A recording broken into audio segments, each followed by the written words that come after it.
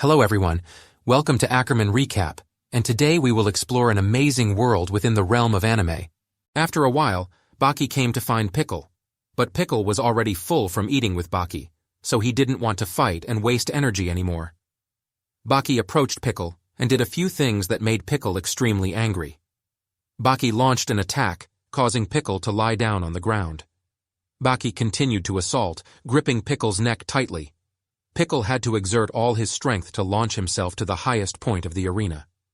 Afterward, he jumped down from a height of nearly 100 meters, and upon impact, both of them created a massive explosion, getting thrown far away.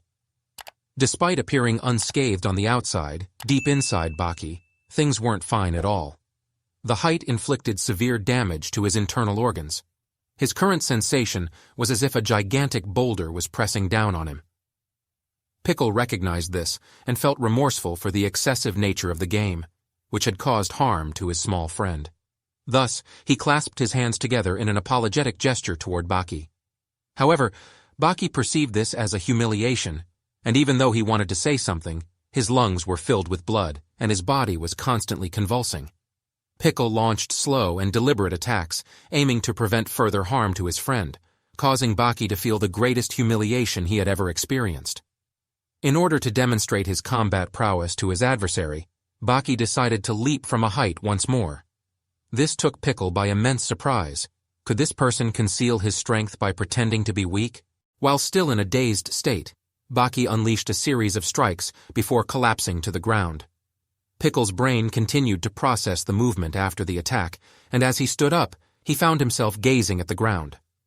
Pickle began to think that Baki was some sort of sorcerer, causing him to lose his footing. Despite having endured things more horrifying, this experience was inexplicably unsettling for him. With a seemingly frail and feeble exterior, Baki's body held an astonishing power in his attacks, inflicting tremendous damage that could make his opponents cry out in agony. Today, Pickle had first-hand experience of that pain, prompting him to swiftly switch into his predatory mode for self-defense. Baki employed the strength he had learned from studying various animal species, but those beasts were no match for Pickle. Pickle's survival instincts had kicked in, allowing him to adapt to the situation. However, as the image behind Baki revealed a colossal prehistoric dinosaur, the very ones that Pickle had battled against, Pickle was utterly astonished. Baki charged forward, using his two hands to grip Pickle as if he were the jaws of a T-Rex clamping down. Not only that, but Baki followed up with several more strikes, further inciting Pickle's anger, prompting him to counterattack. Yet Baki remained still, allowing Pickle to charge at him. Then, with a swift motion, Baki used his hand to launch his opponent up into the spectator stands. This skill left everyone incredibly impressed, as Baki's martial prowess had now ascended to a new level.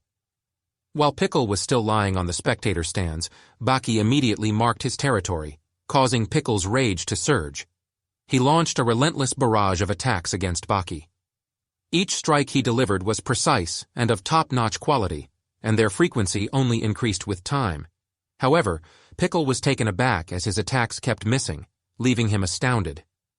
In an attempt to grab Baki, Pickle rushed forward, only to find that Baki's evasive speed was so swift that it was nearly imperceptible to the naked eye. Pickle unleashed countless attacks, but Baki managed to dodge them all. Then, Baki delivered an immensely powerful uppercut to Pickle's groin. The pain was excruciating, and Pickle howled on the ground, a sensation that only those who've experienced it could truly comprehend. Pickle transitioned into his most formidable combat state, his bulging muscles revealing scars from battles of old. These scars were evidence of his past encounters with T-Rex bites, a testament to his survival against all odds. It was almost unbelievable. Baki expertly evaded an incoming attack and followed up with a kick to Pickle's face.